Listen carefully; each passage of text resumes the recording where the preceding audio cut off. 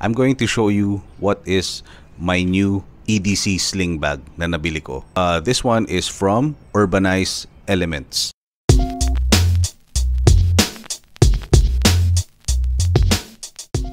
This was unexpected. Nasa MOA kami ng wife ko, and then I saw Urbanize, and I've never, honestly, I've never really looked into, sling bags until now, kasi sobrang importante sa atin yung mga dinadala natin everyday. We want to be comfy, diba? And at the same time, dala natin lahat ng kailangan natin pag lumalabas tayo. Ito siya. I will tell you the price kung magkano ko nabili at the end of this video. Okay? And it's around 5 PM na, so I'm gonna do this quickly before dumilim. Okay? So I still have the natural light. Okay? Let's go! Ito siya. Then, open natin yung zippers. Okay, first, wala siyang zipper sa likod. Okay, and I will show you why later. Pero, ito yung main compartment niya. So, pag in-open up mo, may pocket, and another 2 pockets dito sa harap. Also, may extra zipper pocket dito sa harap. Okay, so usually ang nilalagay ko talaga dito is yung aking wallet. So let's start putting it there. Yan na yung wallet ko. And dito nilalagay ko yung cash, coins, magkakasama na para sobrang organized. Okay. Tapos yung mga extra cards, extra IDs, nilalagay ko dito sa isang side. Okay. Tapos dito, syempre, it's either your cellphone, that, and yung extra 2 pockets dito, nasa sa inyo na yan. Ako, usually, nagdadala ako ng ballpen and lip balm. Okay? So, basically, yan ang dinadala ko talaga. And, syempre, sa harapan, dito ko nilalagay yung mga susi. Okay? Susi. And the other keys that I have. Okay. But wala siyang pocket dito, yung zipper. Usually, yun sana yung isa sa mga gusto ko eh. And the reason why is, pag tinanggal ko to, okay, kasi pag tinanggal ko siya, pwede nyo siyang pasok. Okay? If you don't want to use this strap, actually ito yung magandang strap. But the other strap is, ito yung manipis. That's why hindi ko masyado ginagamit tong isang strap. Pero pwede siya para siyang, gawin mo siyang shoulder bag if you want to use this strap. Okay? So for me, hindi ko talaga siya gusto. And also, papakita ko sa inyo kung bakit. So, kapit lang natin yung straps. So, ganito itsura niya pag yung maliit na strap yung gagamitin. Mas maganda siya pag ganito kasi sometimes, first, ginamit ko siya like this. Pwede naman, nasa side siya. But, usually, mas gusto ko kasi nasa harapan ganyan. Ang problema lang, like when I walk, walk ako sa mall, mabilis siya mag-slide. It's prone to that. So, talagang nangyayari and hindi siya secured for me. So talagang mostly sa side lang talaga, and even sa back kasi gusto ko rin sometimes wini-wear ko siya sa back like this. But yun nga, as you walk, napansin ko nahuhulog talaga siya, bumabalik siya sa side. So that's why I refrained from using the strap. Okay, I'll show you the other strap. It's better in my opinion. But ang maganda lang dito is, it gives you that extra strap. Diba? So just in case na wala mo yung strap or nasira yung isang strap, you still have this as a backup. Ito siya, right? And ipo-pull out nyo lang. Nandun nakalagay yung isang strap. Ito, as you can see, mas makapal. And that's why hindi na nila nalagyan dito ng extra pocket.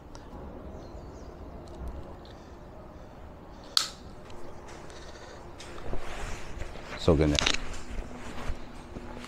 So, nakikita nyo right off the bat, di ba? it sits well sa torso ko.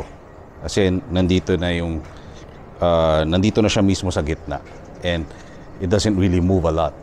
So kahit maglakad ako sa sa mall ng matagal, I think kahit mag-jogging ako, I don't know, pero I don't think it's gonna go down here kasi naturally makapal kasi dito makapal yung strap niya. Hindi siya basta-basta magsa-slide pa baba. So same when I put this on the back. Kung nilagay ko sa back, gusto ko siyang wear it like this. Okay, I can feel it talaga kagad na hindi siya gagalao, like sobrang niya, secured. Fashion wise, maganda siya. Hindi siya uber flashy or anything like that. Modern, okay? Modern siya. Ganda ng feel niya. This is the Switch 221 ViraShield AG Nano Silver self-disinfecting pockets. So panalo 'yun. Self-disinfecting pocket siya. Tapos 3-way to carry, crossbag, hip or sling, spacious compartment, multiple compartments, adjustable external straps, and ito isa sa mga pinaka-importante lalo na ngayon maulan, 'di ba? Maraming bagyo, water repellent material. Okay? So panalo.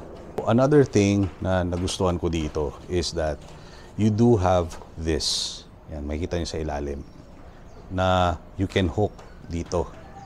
Pwede niyo siyang hook sa ilalim. Okay? Let me just focus that for you. As you can see here, di ba? Pwede mo siyang i-hook dito. So, pwede ka pang mag-hang ng extra stuff.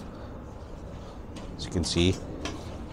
Ito nga, ayan, dito. Pwede mo i-hang dito. So, yeah, kung may carabiner ka, pwede mo ikabit dito, mag-hang ka ng extra stuff. Or, yung iba naglalagay ng mga maliliit na toys or what, na pang-design nila. Okay? So, ang isa sa mga naisip ko is maybe if meron kang maliit na water bottle, pwede mong ilagay dito sa ilalim. But sa example ko, what I have here is a mini tripod. Okay? Since vlogger tayo. So, try natin. Lagay itong mini tripod ko. Okay. Tapos, para i-secure nyo lang is just pull this to lock it in place. That's it, right? Ayan. So you can bring a small tripod with you anytime if you need it. Another thing na sinabi nung nagbebenta sa akin ito is yung last na bumili before sa akin, naghahanap siya ng bag for a Switch. And tamang-tama, meron akong Switch. So let's try putting in the Switch. O kasama na rin yung phone ko dito and the Switch. Okay, Nintendo Switch. So kasyang-kasya siya. Perfect. Okay. As long as you can see, 'di ba? As long as wala kang dalang controller or I think a charger pwede, but medyo bulky ang charger ng Switch. Maybe kung meron kang power bank. And another thing you can put is maybe, earphones. Medyo bulky na talaga siya. Siguro sa likod mo na to ilalagay, hindi na sa harap. And if you're not gonna use your Switch, ako, dahil vlogger ako, I always bring my DJI. Nandito yung DJI Pocket 2. Tapos, let's see. Ito medyo bulky na. Okay. Actually, medyo bulky na siya pag nilagay mo. But it will still fit. Okay. Tapos siguro yung cellphone, lagay mo na lang sa side. Something like this. Okay. It will still work. Pwede pa rin. If there's one thing that I did not like dito sa U-Elements is itong zipper sa harapan. Okay. Kasi naturally, sumasabit siya Sumasabit siya sa tab. Ayan. Sumasabit siya. Talagang automatic sumasabit siya. Parang gusto ko na tanggalin. I'll probably cut this one out. This is what it looks like. Okay. Pag punong-puno na. Okay. Nandito na yung hard shell ng DJI Pocket 2 ko. Okay. As you can see, sobrang bulky na, right? So, pwede pa rin. I guess it still work. Depends on you kung anong trip mo. But for me, pag ganito na siguro ka-bulky, sa likod na lang. So, I'll show you kung ano itsura nasa likod. Sorry yung mic kasi. Okay. 'Di ba? Parang mas natural siya pag nasa likod.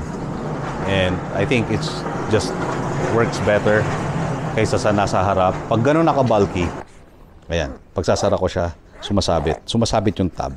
Yun lang talaga yung ayoko sa design. But besides this, super ganda siya. Let's talk about the price. The price is, original price is 1,799 pesos. So 1,800 pesos.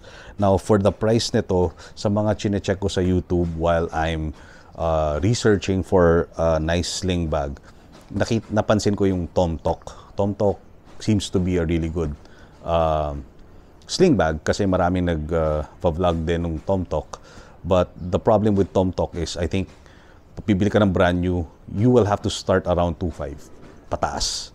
Okay? Tapos, ito, mas mababa na, 1.8. Okay? And, I don't know, for some strange luck, and I guess, the good karma ko dahil if you saw my last video, yung medyo nagago nga ako dun sa online selling sa FB. I got this for 50 off. And so 1.8, so naging parang 900 na lang. Super good deal. Tapos last na. Ito na yung last stock. So I don't know sa ibang urbanized elements na shops kung meron pang mga sale na katulad ng ganito, but really it's worth taking a look. Doon sa mga naghahanap, I would seriously tell you to consider this kasi ang ganda niya. So far, ginagamit ko siya for a week na and I have no complaints about it except itong ang tab lang sa harapan, which is I'm gonna cut it out anyway. So I guess that's it for this video. Dumidilim na, it's almost 6 p.m. and I'll see you on my next one.